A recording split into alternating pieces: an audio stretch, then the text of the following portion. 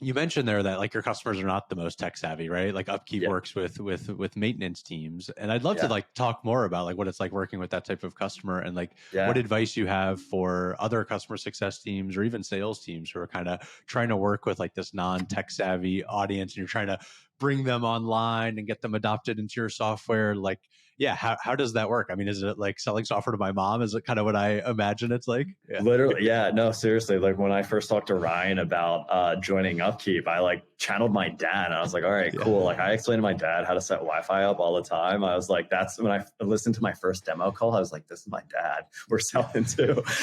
And so, but yeah, so I think it's great selling into a team that might not be used to using technology because you get to help them.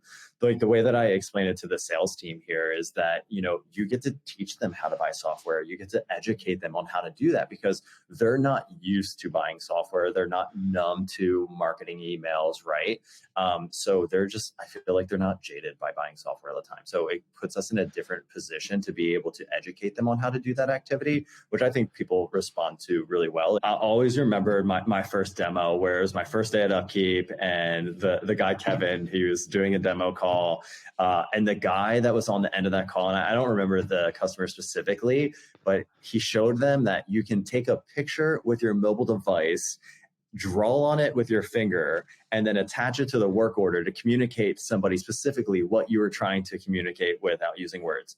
This guy, it was like his head blew up. And he was just like, this is amazing. And I was like, dang, like we really have something good here that is like providing value. Because for a customer success person, right, like the hardest thing is if you have a product that is performance based versus like actual value, like, right.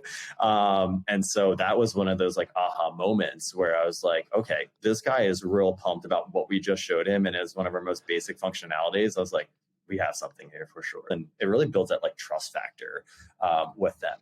Now, I think probably the toughest part around from being through the lens of a customer success manager and working within this space is that they don't use calendar invites the way that we use. They don't use emails, right? So from a level of engagement, we have to get creative on how we do that. Because for a customer success manager, at the end of the day, the number one thing that you can do is engage with your customer base to find opportunity or find risk.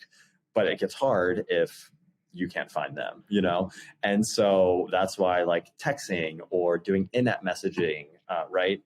Or getting understanding of multiple people at an organization to engage with is absolutely critical. So we've tried everything that you could possibly think of engaging. We send people stuff, you name it, we've tried it.